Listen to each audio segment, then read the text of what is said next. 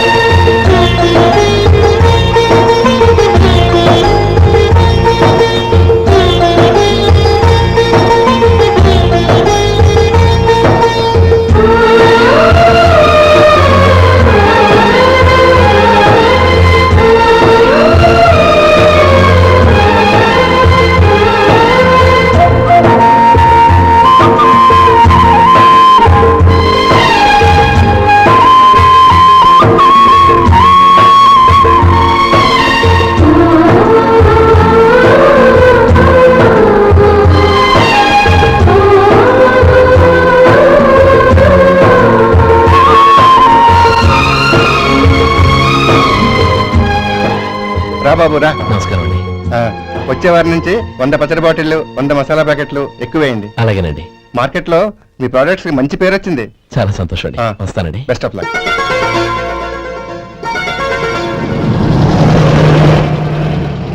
ఆ బాక్స్ లోపల పెట్టవా? అలాగే సార్. ఇక మీద మీ ఆర్డర్లు సగం వేయండి, సరిపోతుంది. అదేంటండి? మీ పచ్చళ్ళు అమ్ముడుపోక చాలా స్టాక్ అలాగే ఉండిపోయింది. ఇప్పుడు అందరూ రుచి పచ్చళ్ళు, రుచి మసాలానే అడుగుతున్నారు. మా నల్లుడి గురించి తక్కువగా అంచనా వేశారు కదా, ఇప్పుడేమంటారు? ఎలాగైతేనే అతను వృద్ధిలోకి వస్తే చాలు. వాడు బాగుంటే నాకు సంతోషమేగా. ఎవడ్రా వాడు? ఇన్నాళ్ళుగా వ్యాపారం చేస్తున్నాను, నిన్నగాక మొన్న వచ్చినోడు వాడు నాకు పోటీయా? వాణ్ణి పెరగనివ్వకూడదు. వాణ్ణి ఇక్కడికి రప్పించండి, నేను మాట్లాడతాను.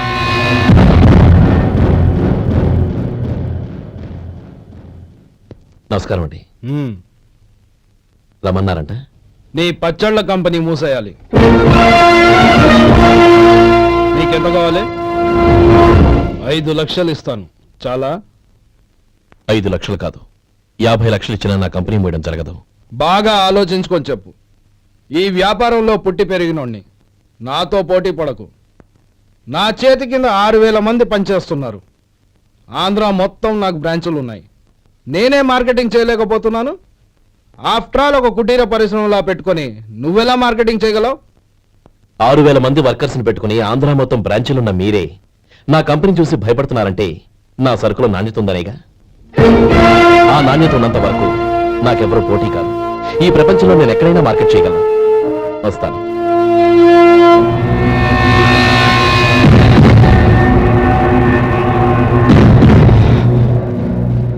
ఇక్కడ ఏం లేదండి. ఇక్కడ ఏం లేదండి. ఇప్పుడు ఊపిరి పిలిచి బిగ్బట్టు.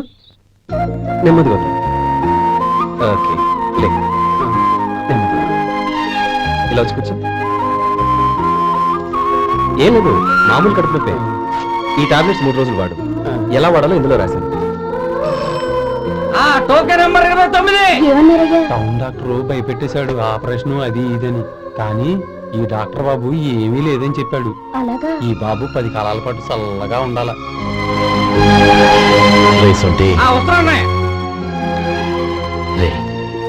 భగవంతుడి దయ వల్ల తమ్ముడు హస్తవాసి మంచిదని అప్పుడే పేరొచ్చిందిరా.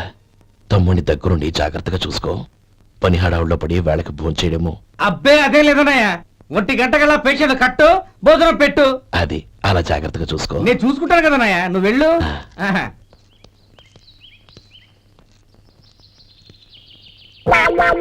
అయ్యో, ఏంటయ్యా ఉంటున్నాడా ఈ దెబ్బలు? ఏదైనా యాక్సిడెంటా? అదేం కాదండి, మరి గోరు కురికినందుకు ఎలక్ట్రిక్ స్తంభాన్ని కట్టేసి ఇలా రక్తం వచ్చేలా కొట్టారండి. ఊరు కొరికినందుకు ఎలక్ట్రిక్ స్తంభాన్ని కట్టేసి ఇంతలా కొడతారా? వాళ్ళతో మనుషులా రాక్షసులా? చాలా థ్యాంక్స్ అండి, కనీసం మీరైనా అర్థం చేసుకున్నారు. వాళ్ళు అర్థం చేసుకోలేదండి.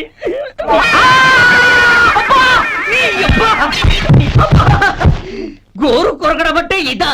నిన్ను కొట్టడం కాదురా, నిలువురా నరికేయాలి. ఈ అబ్బా సెప్టిక్ అవుతుందో ఏమిటో. మన 2 ఊర్ల పొలిమేరలో ఉన్న ఈ మల్లికార్జున స్వామి వారి దేవాలయం జీర్ణదశలో ఉందన్న విషయం మీ అందరికీ తెలుసు. ఇన్నాళ్ళు మీ ఊరు వాళ్ళు పట్టించుకుంటారని మా ఊరి వాళ్ళు, మా ఊరి వాళ్ళు పట్టించుకుంటారని మీ ఊరి వాళ్ళు దీన్ని ఇలా వదిలేశారు. ఈ గుడి మీ ఊరికి ఎంత ముఖ్యమో మా ఊరికి అంతే ముఖ్యం. కాబట్టి మన ఇరు గ్రామ ప్రజలు కలిసి దాన్ని బాగు చేయించి కుంభాభిషేకం చేయించాలనే సదుద్దేశంతో ఒక కమిటీని ఏర్పాటు చేశాం. ఈ కమిటీలో 2 గ్రామాలకు సంబంధించిన ప్రముఖులు ఉన్నారు. కమిటీ ప్రెసిడెంట్ గా ఎవరిని ఎన్నుకోవాలనే విషయంలో శ్రీ గోపాలరావు గారి పేరు, శ్రీ లక్ష్మీపతి గారి పేరు పరిశీలనలోకి వచ్చాయి. అందువలన మేమందరం బాగా ఆలోచించి తర్జన భర్జనలు చేసిన మీదట శ్రీ గోపాలరావు గారే అన్ని విధాలా ప్రెసిడెంట్ పదవికి అర్హులని ఈ కమిటీ నిర్ణయించడం జరిగింది. అంచేత ఈ ఉభయ గ్రామ ప్రజలు శ్రీ గోపాలరావు గారికి ఉదారంగా విరాళాలు అందజేసి ఈ శుభకార్యాన్ని జయప్రదం చేయవలసిందిగా కోరుతున్నాం. ఏంటి ఇంకా రాలేదా? ఏంటయ్యా, టైం 10 అవుతోంది, బోర్డు మీద 10 గంటలను రాసింది. మీ డాక్టర్ ఇంకా రాలేదు. అసలు మీ డాక్టర్ కి టైం సెన్స్, పంక్చువాలిటీ ఏమైనా ఉన్నాయా? ఇంతకీ మీరెవరండి? నేను డాక్టర్ అమ్మని. ఓహో, మీరు డాక్టరేనా? డాక్టర్ అంటే డాక్టర్ని కాదయ్యా, ఆ. డాక్టర్ని చేసుకోబోయేదానని అర్థం. ఓహో. అవును, నువ్వెవరు? నేను ఇక్కడ టోకెన్ ఇస్తూ ఉంటానులేండి. తప్పుకో, ఆ? తప్పుకోవయ్యా. అవును, మీ డాక్టర్ కి ఎవరో అన్నయ్య ఉన్నాడంట కదా, ఎలాంటోడు? ఎలాంటోడంటే అదేనయ్యా, చాలా కోపిస్తుంది విన్నాను. ఎందుకని అడుగుతున్నారు? ఎందుకంటావేంటయ్యా? ఆ అన్నయ్య మాట వినగానే మీ డాక్టర్ గడగడా ఉణిగిపోతాడు. అసలు డాక్టర్ చదివే తమ్ముణ్ణి అలా భయపెట్టచ్చా? తప్పు కదా? తప్పేనండి. ఆ, కాని కాని నాకు మీ డాక్టర్కి పెళ్ళవని ఆ అన్నయ్య సంగతి అప్పుడు చెప్తాను. ఏం చేస్తారండి? ఏం చేస్తానా? సంవత్సరం తిరగకుండానే కవల పిల్లల్ని కని వాళ్ళ అన్నయ్య చేతిలో పెడతాను. వాళ్ళకి 5 సంవత్సరాలు వచ్చేసరికి ఆయన్ని బాగా మొట్టికెళ్ళేస్తారు. అలా నా కసి తీర్చుకుంటాను. ఈ డాక్టర్ ఎప్పుడు వస్తాడో ఏంటో. అది సర్లే కానీ నువ్వు పని చేయి. ఆ. మీ డాక్టర్ రాగానే ఆ. నేను వచ్చి వెళ్ళానని చెప్పు. నేను అంటే ఓ, నా పేరు చెప్పలేదు కదా? ఆహా. నందిని. ఏం చెప్తావు? అదేనండి, నందిని గారు వచ్చి వెళ్ళారు అని చెప్తాను. గుడ్, పైకొస్తావు. ఆ.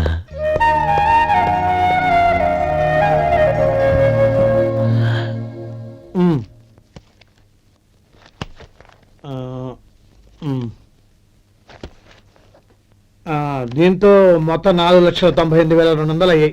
ఉమ్. పోతే నువ్వు ఇచ్చినంత ఇవ్వలేకపోయినా ఈ దైవకార్యానికి నా వంతు చందా 1800. దీంతో మొత్తం 5 లక్షలు పూర్తయ్యాయి. సరేరా, ఆ, నేను ఈ డబ్బు తీసుకుని పట్నం వెళ్ళి బ్యాంక్ లో వేసి వస్తాను. అలాగే నేను నీతో వద్దాం అనుకున్నాను రా, అనుకోకుండా సాయంత్రం ఇన్స్పెక్షన్ వచ్చింది. పర్వాలేదులే, ఆ. వెళ్ళొస్తాను.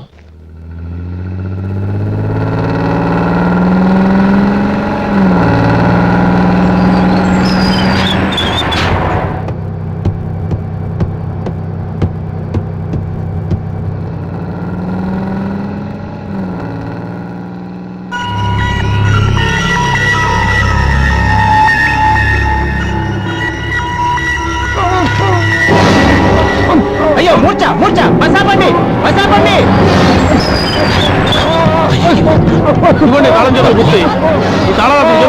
వీటి వల్ల ప్రయోజనం లేదు.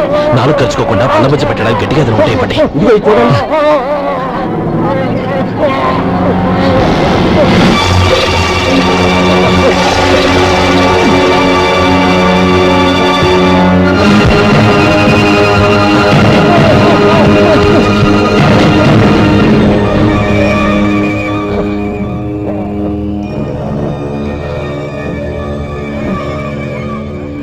మీరు వెళ్ళి మీ సీట్లో కూర్చోండి, కొంచెం గాలాండి పడ్డి. ఇప్పుడు ఎలా ఉంది బాబు?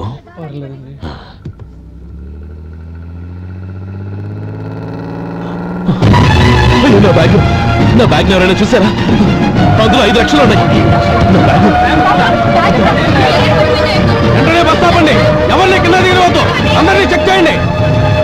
నా అంచనా తప్పు కాలేదు. వాడి మంచితనమే వాడిని దెబ్బకొట్టింది. మన వాళ్ళని పంపించి గుడి తాలూకు డబ్బు కొట్టేశాడని పోలీస్ కంప్లైంట్ ఇవ్వండి.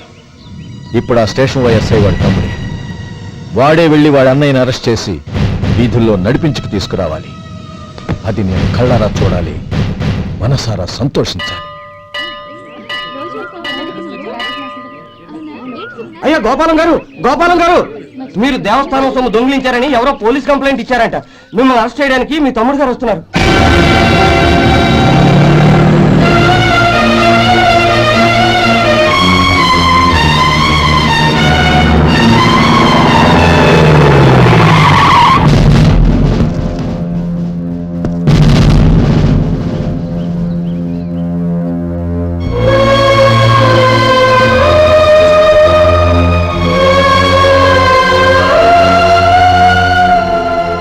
చూడు గోపి, ఎప్పుడు నువ్వు ఉద్యోగంలో చేరావో అప్పుడే తన పరానే తేడా మర్చిపోవాలి.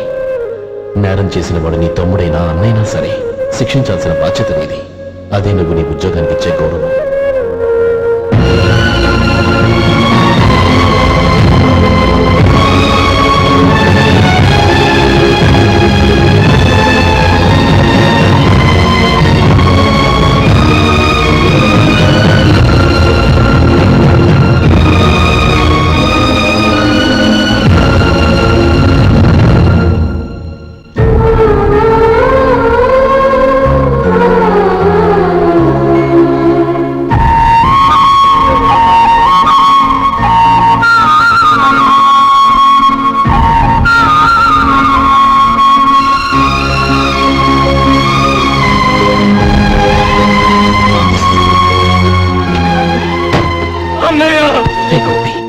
ఏమిట్రా ఇది? నన్ను క్షమించన్నయ్య. నేను కోరి ఉద్యోగుల చేతులు మాట్లాడుతున్నాయి, కానీ ఇలాంటి పరిస్థితి ఎదురవుతుంది అనుకోలేదు. నా ఒంట్లో ప్రతి రక్త పట్టు నీ భిక్షానన్నయ్య. నిన్ను అవమానపరిచి ఉద్యోగం నిలబెట్టుకునే బదులు నా ప్రాణాలను వదులుకుంటారు, కానీ ఈ పని మాత్రం చేయలేనన్నయ్య.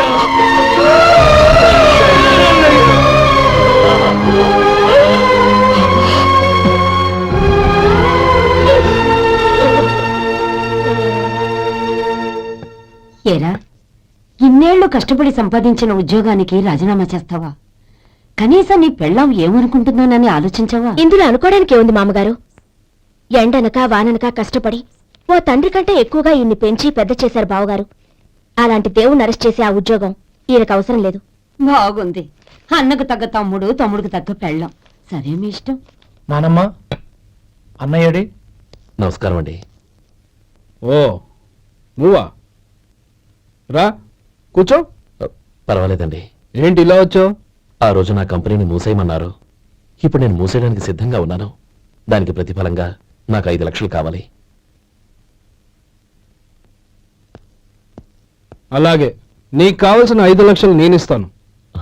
చాలా థ్యాంక్స్ అండి. కానీ మీరు మీ కంపెనీని మూసేయక్కర్లేదు. సార్, అవును మిస్టర్ మధు, మీ అన్నగారికి జరిగిన అన్యాయం గురించి తెలుసుకున్నాను. మీ కుటుంబం గురించి కూడా విన్నాను. సహజంగా అందరూ ఐకమత్యానికి ఉదాహరణ రామలక్ష్మణులు అంటారు. కానీ ఆ రామలక్ష్మణులు ఎలా ఉంటారనేది పుస్తకాల్లో చదవడం తప్ప ఎవ్వరూ చూడలేదు. మీ అన్నదమ్ములను చూస్తే ఆ రామలక్ష్మణులు ఇలాగే ఉండేవారేమో అనిపిస్తుంది. అలాంటి కుటుంబానికి ఇలాంటి ఇబ్బంది రావడం నిజంగా దురదృష్టం. రామునికి హనుమంతుల్లా కాకపోయినా ఏదో వృత్తభక్తిగా నా వల్ల వీలైన సహాయం ఈ 5 లక్షలు తీసుకో. మీ కంపెనీ పేరు మీదే అన్ని సరుకులు తయారు చేయండి. నేను వాటిని ప్రపంచమంతా మార్కెటింగ్ చేస్తాను. సార్, మీ రుణం ఉంచుకోను. తొందరలోనే తీర్చేస్తాను. స్నేహితుల మధ్య రుణాలేంటి మధు? We are friends.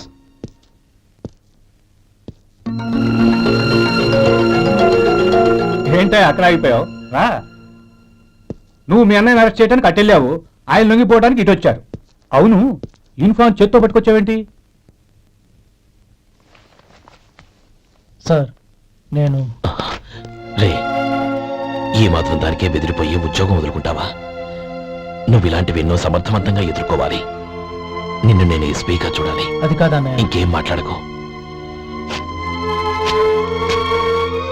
ఇన్స్పెక్టర్ గారు, నన్ను లాకప్లో పెట్టండి.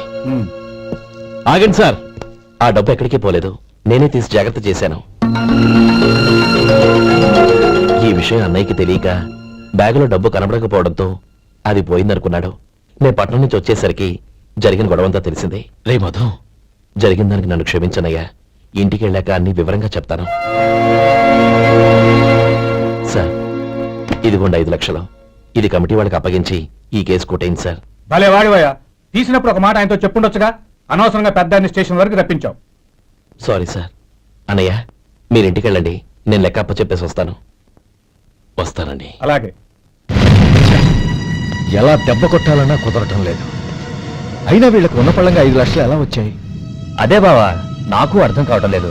నీకు అర్థమైతే ఆశ్చర్యపడాలి కానీ అర్థం కాకపోతే ఆశ్చర్యం ఏముంది? Useless fellow.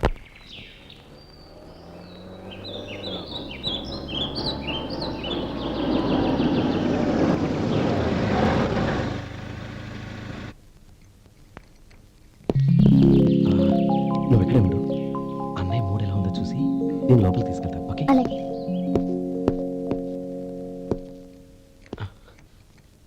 అన్నయ్య, ఏంట్రా? నేను చాలా రోజుల నుంచి నీకు విషయం చెప్తున్నాను, గుర్తుందా? ఏ విషయం? అదే అన్నయ్య, నేను ఓ అమ్మాయిని లవ్. ఓహో, లవ్ చేస్తున్నావా? ఆ విషయం నువ్వు నాకెప్పుడు చెప్పావురా? ఊళ్ళో అందరూ అనుకుంటుంటే నేను విన్నాను. సారీ అన్నయ్య, నీకు చాన్నాళ్ళుగా చెప్పాలనుకుంటున్నాను కదా, అందువల్ల చెప్పేశానేమో అనుకున్నాను. ఓహో, ఆ అమ్మాయి వచ్చిందన్నయ్య, బయట నిలబడి ఉంది. బయట నిలబెట్టడం ఏమిట్రా? లోపలికి తీసుకురా. అలాగే అన్నయ్య. ఏయ్, అన్నయ్య మంచి మూడ్లో ఉన్నాడు, రా. కమ్.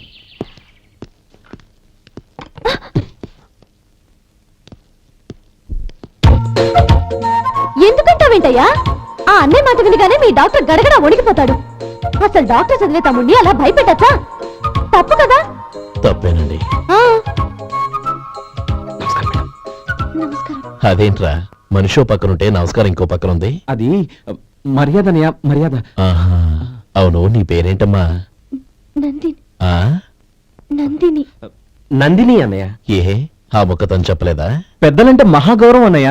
మేమిద్దరు ఇంత క్లోజ్ ఫ్రెండ్స్ కదా, ఆయన నాతో కూడా ఎక్కువ మాట్లాడదు ఓహో, కదా. నాకు మీ డాక్టర్కి పెళ్ళవని, అప్పుడు అన్నయ్య సంగతి చెప్తాను. ఏం చేస్తానండి? ఏం చేస్తానా? సంవత్సరం తిరగకుండానే కవల పిల్లల్ని కని వాళ్ళ అన్నయ్య చేతిలో పెడతాను. వాళ్ళకి 5 సంవత్సరాలు వచ్చేసరికి ఆయన్ని బాగా ముట్టిగలేస్తారు. అవును, అమ్మాయి మోహం చూడకుండా నిర్ణయం తీసుకోనరా? తలెత్తు. ఏం చెప్తావు? అదేనండి, నందిని గారు వచ్చి వెళ్ళారని చెప్తాను. గుడ్, పైకి వస్తావు. ఏమి మీ అన్నయ్య? అవును, నందిని ఏమైంది? ఎందుకు ఏడుస్తున్నావ్? ఈయన మీ అన్నయ్యని తెలియక తెలియక హాస్పిటల్ దగ్గర మర్యాద లేకుండా దురుసుగా మాట్లాడాను. ఆయన ఈ పెళ్లి తప్పుకోరు. ఊరుకో, అలాంటి చిన్న చిన్న విషయాల్ని మా అన్నయ్య పట్టించుకోడు. అయినా నేను కన్విన్స్ చేస్తాను కదా. ఆయనకంత అవమానం జరిగాక ఎందుకు కన్విన్స్ అవుతారు? చూడు, నువ్వు వేరే పెళ్లి చేసుకొని నీకు పుట్టబోయే బిడ్డకు నా పేరు పెట్టుకో. నేనే నుయ్యగుయ్య చూసుకుంటాను. అదిగో ఆ చూపు చూడు, ఆ చూపు ఒకలా ఉంది. ఖచ్చితంగా ఆయన పెళ్లి ఒప్పుకో. రేయ్ శేఖర్, ఆ అమ్మాయి చెప్పింది నిజమే. తనని ఎప్పుడైతే హాస్పిటల్ దగ్గర చూశానో అప్పుడే నేను నిర్ణయానికి వచ్చేసాను. విన్నావా? నేను చెప్పానుగా, ఆయన ఆల్రెడీ ఓ నిర్ణయానికి వచ్చేసారట. ఇక నేను వెళ్తాను. అలాగే వెళ్ళి ఈసారి వచ్చేటప్పుడు మీ అమ్మా నాన్నల్ని తీసుకురా. ముహూర్తాలు ఎప్పుడు పెట్టుకోవాలో నిర్ణయించుకుంటాం. అర్థం కాలేదా? నువ్వే మా వాడికి సరైన చోటి. అదే నేను తీసుకున్న నిర్ణయం. బావగారు, నన్ను ఆశీర్వదించండి. లేమ్మా, శీఘ్రమే కళ్యాణ ప్రాప్తి రస్తు.